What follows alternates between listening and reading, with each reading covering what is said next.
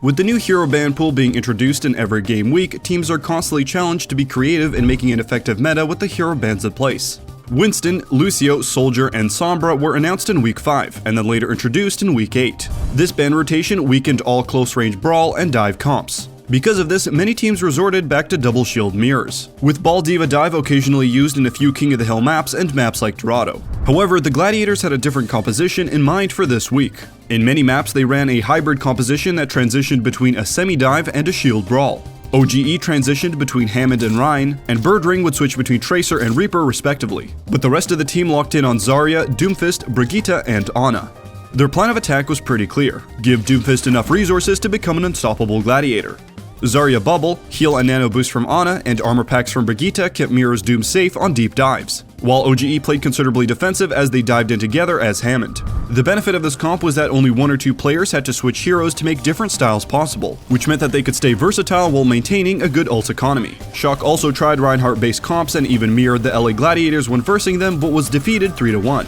Thus, many viewers looked forward to LA Gladiators' next match against Seoul Dynasty, who had defeated LA Valiant 3-0. Seoul had used a ball dive comp against the LA Valiant on King of the Hill maps, but for the most part they had prepared a traditional poke-heavy double shield comp. Seoul met the Gladiators using the same comp, and though the Gladiators managed to draw one map out, Seoul ended up defeating them 3-0.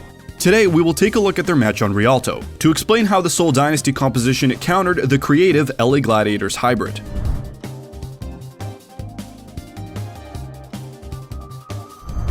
Seoul rolled out with the Hanzo-made double shield composition with Zen Batiste at first. LA Gladiators take high ground on the right except for the Tracer to initiate a fight from the above when the cart turns right. Here, Mirror and Big Goose duo flank from the right. Looking around the corner using Briggs' third-person shield view, they dive in on the Zenyatta after Doom receives an armor pack. Marvel eats the nade and kills Space with help from Fitz, and Prophet takes out Birdring, but the opening pick snowballs and the Gladiators end up winning the first fight. Here, Fitz quickly changes to McCree and Bedosin changes to Ana, seeing that Seoul could use more CC against their Tracer Doomfist. On the next fight, Gesture projects the shield forward to gain ground over the corner as Prophet walls off the Reinhardt, momentarily blocking heals and bubbles. Space finds a way around the corner, but the timing of the bubble becomes a bit off.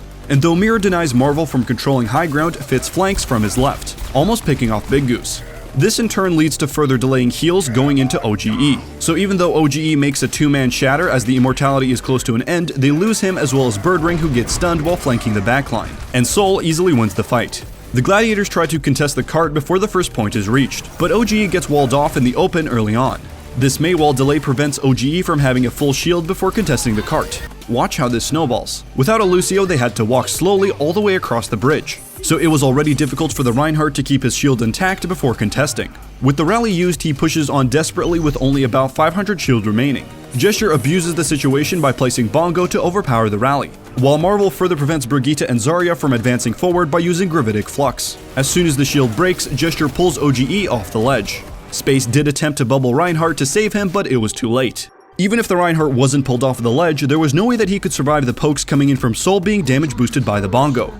Changing Hanzo to McCree and Zenyatta to Ana also proved to be the right call, as Doomfist gets denied with stuns, and Nano boosted Tracer is denied with a sleep. Knowing that they have the ult advantage, Seoul aggressively pushes close to the end of the second point and sets up for an easy win. It seems they had planned to win with a Deadeye and a Mei ult as a backup, but the Deadeye ends up getting knocked off of the edge with a Zarya right click, and the following Mei ult only catches OGE, who quickly charges away from its range. Space was focused down, but even with Nano used on McCree, Seoul loses the fight as they fail to see Birdring's Reaper flank. He pushes up a little more, and the Gladiators switch up their style. They go for the Reaper. They want to play even more closer, even more aggressive, and Prophet actually has the ice block. He's done. There's no way he'd get away now. And once the cracks start to appear in the setup here for the Seoul Dynasty, that's when the Gladiators really can push forward. Bedosin decides to add more damage by switching to Zenyatta, now that he does not have to worry about Tracer anymore. In the next fight, the Gladiators start to get greedy, and try to fight at the first choke near Seoul spawn. But even with both support ults and Shatter invested, they do not really gain that much value on time, and ultimately lose the fight as Marvel catches two of the retreating Gladiators in his Flux. Fitz is able to find him. It's so easy as McCree to capitalize on those Gravitic Flux suspended targets. With the Nano already invested in Doomfist, Seoul knows that Doom only has a Zarya bubble and a potential Meteor Strike. Here, Prophet again uses Maywall to effectively cut off Zarya from giving bubble to Doomfist that right-clicks out of the room. Consequently, Mirror gets stunned by Marvel and gets picked by a Bongo-powered Deadeye. OGE had already walked forward as Mirror right-clicked out and desperately tried to destroy Bongo before being targeted by Blizzard. With the Rhine frozen in front and the rest of the team zoned out from Bongo and the blizzard that followed, the Gladiators struggled to try and win the fight with all of their ults. Trying to assist OGE destroying Bongo, Big Goose extends slightly too forward, getting killed. Fitz hears Birdring's Reaper using Shadow Step to the staircase, and kills him before he could gain any value out of Death Blossom. Bdosin capitalizes on the situation and heavily contributes to the kills afterwards, taking the second point. If the bubble had connected so that Mirror could have avoided accretion and built Meteor Strike on Seoul, who are without Transcendence, the results could have been different. Even with Bdosin countering Meteor Strike with a Transcendence, OGE almost clutches the fight as his Shatter connects as the Transcendence finishes. However, Fitz takes out both supports on a flank in the meantime, and Marvel hits the Reinhardt and Doomfist with his Flux, winning the fight for the Soul.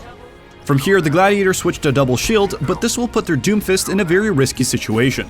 With Space having switched off of Zarya, Mirror will have to be much more careful with his engages.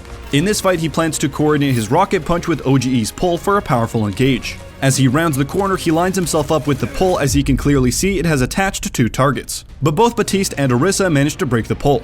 Mirror still flies in confident in the plan and lands a direct punch on the air. And with no Zarya bubble to save him from his mistake, the Dynasty layer on the CC, melting him in an instant. From here, the rest of the team gets picked one by one, and Seoul hits the third point, moving us to the Gladiators' attack round. Brigitte again goes on the flank with Tracer and Doomfist, while the Reinhardt Zarya push above with Ana. Mirror hits Marvel with his punch, but Toby uses Immortality just in time to save Marvel. Space drops down too early and gets walled up and killed, but the Gladiators utilize the space by putting 3 down main and 3 on a flank, winning them the first fight. However, the fight does not end one-sided, as Bdosin, with the help from Marvel, denies Nano Brigitte from building Rally with triple dinks to the head, and manages to build 87% ult charge before getting killed. Marvel and Gesture also lived long enough to come close to their ultimate. This clutch play by Bdosin tremendously helps his team win in the next fight. On the following team fight, the Gladiators make several mistakes as a team. Birdring loses recall early, as Toby catches him in sight before he dives. Meanwhile, Prophet walls off OGE, which triggers Space to bubble him. Mirror ends up diving without his Tracer with him, and Fitz forces Meteor Strike with his Flash. Big Goose took corner safely but walks out trying to give an armor pack to Mirror, and it ends up costing him his life. Transcendence is built just in time before the Meteor Strike can kill Bdosin, and Seoul ends up winning the fight. The end of the first point is difficult for the attacking team to get flanks on, as the front line is easily held at the choke, while the defending team's backline can see all flanks coming from the sides and above. This time, the Gladiators tried to coordinate the flanks properly. With the 3 on-flank formation, they managed to catch Marvel off guard, almost killing him before Prophet's clutch Maywall saves him. It was a good idea for Gladiators to push Marvel off of the high ground, because that is where Doomfist likes to initiate from. This time, the Nano goes onto the Reinhardt, and the bubble is given to Doomfist, slamming right onto the unexpected Prophet, who had just come out of freeze. This cancels Prophet's Blizzard and kills him. Fitz kills Doomfist with Deadeye from afar and uses Toby's Widow to kill OGE before he could finish his Shatter. But with Grav, Rally, and Pulse Bomb invested, the Gladiators finally push the first point. Here we can see the mind battle between the pros trying to counter each other's compositions. Rialto's second point has readily available staircase for the defending team that connects through to the high ground area that is not easily punishable by Reinhardt Zarya. Pushing the high ground as the Reinhardt composition is also a big challenge, when there is no Lucio available and Mei can just easily wall off the stairs. One good pull from Orisa could bring everyone off of the high ground as well. So instead, they decide to put OGE on Hammond.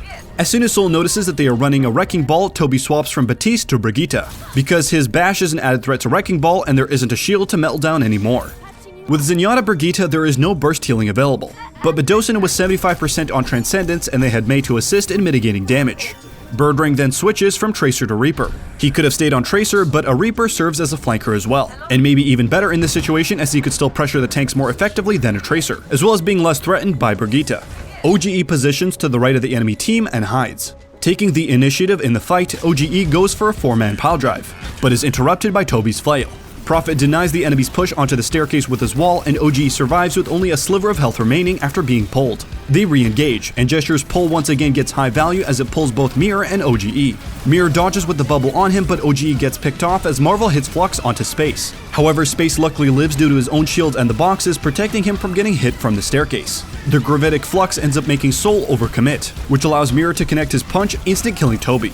Then Nano comes out from Shaz after hitting the nade on Gesture. Fitz goes on the flank to take Shaz out, but it is already too late, as Birdring kills Anti-Gesture before the Transcendence could save him. Bdosin changes to Ana here to utilize Sleep on the dives and provide burst heals for the tanks as they try to contest the cart before it touches the second point. Here the Gladiators make similar mistakes they made at the end of the first point. Gesture had to initially touch the point only with the 2 supports. but the supports from the Gladiators were also still coming back, so it was important to make effective use of the skill sets. But Space's bubble is wasted on Reaper, who comes back out using Wraith form. This ended up snowballing, forcing Mirror and Birdring playing passive while being antied. And in the heat of the moment, Space uses personal barrier while he was not being pressured at all. Space then dies to Prophet's May as a consequence. A number of other things, like Mirror's right click not connecting to Fitz using Deadeye, could have gone better for the Gladiators in this fight. But they are not playing to the strength of their comp, which comes from coordinated pushes with smart skill usage. Playing like this defeats the purpose of running a hybrid comp, because while versatility is its strength, going only semi-dive or semi-brawl can result in hitting no birds with one stone. It could also mean that it isn't the best compared to an ideal brawl comp using Lucio, or a full-on dive using dive tanks like Winston or D.Va. With almost 6 ultimates available though, the Gladiators blow all of them to win the fight, though it was clunky. Straight into medial strike now. Do we see any ultimates forced off of this one? Doesn't look like it. Rally is in play. Mirror trying to get through the shield, but Gesture definitely sidesteps, gets on the other side of that little bubble, and he's alive. He's happy, but Mirror was able to push back in. Toby and Prophet go down in the meantime, and Shaz is just keeping everyone topped up. Accretion does connect. Into the sky goes Marvel, and he is very low on health. The Gladiators get through, Matt. They get a time extension. They're in this. OGE goes back on Reinhardt, as the third point is closer quarters, where it's harder to manage a dive with a Hammond. With only a minute and 30 seconds remaining, only 1 or 2 more fights were possible. But unfortunately, Mirror messes up big time. Together, Mirror and Space flank to the left. But anticipating Marvel was still in the left room, his right click goes on cooldown. But he does not wait for it to come back and even misses his slam onto Marvel. The bubble was already spent on him at this point, but he continues to go aggressive, whiffing his punch into a wall. Even if his right click had connected, there was little chance of him surviving, as he had no slam to escape with and Zarya's bubble was unavailable. Amidst this chaos, Birdring tries to sneakily teleport behind the Dynasty, but Fitz spots him, stunning him with a flashbang and finishing him off with Bedosin. But hope still remains, as there was more than 45 seconds left on the clock, meaning if they back out now they can regroup for one more fight. Unfortunately, Shaz nano boosts OGE and prolongs the losing battle. OGE stays on Reinhardt because Mirror can stall on the cart with a Zarya bubble. But as Mirror punches up the stairs, Space misses his bubble and loses his line of sight onto Doomfist. With the only mobile hero dead, they fail to touch the cart and lose the map. Marvel charge! They can't touch though! No chance for the Gladiators to keep the round going, and the Seoul Dynasty make it 2-0 on the trot in this series, emerging very rapidly as one of our most dominant Pacific rosters. Usually it is uncommon to play the Reinhardt composition when Lucio is unavailable, especially in maps like Rialto where the chokes are in often completely open areas. Longer range heroes can poke heal from a far distance without much pressure of being run down by the front line that uses Reinhardt. The Gladiators try to negate this disadvantage by using the coordinated flanks and using resources on mainly Doomfist, which did result in positive outcomes when done right.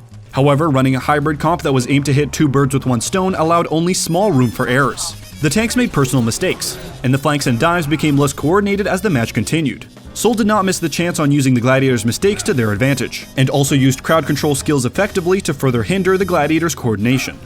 It was unfortunate that the Gladiators forced Doomfist for the whole time on this map, despite their failure to coordinate their flanks and dives using him. It may have worked a lot better for them if they also had other plans prepared for mid-game. They did put Mirror on Mei and Eichenwald, which proved effective on their defense. Nevertheless, it was interesting to see unique comps coming into play with the hero band pools being updated each game week. We hope you guys enjoyed today's analysis, and let us know your thoughts on the game in the comments below.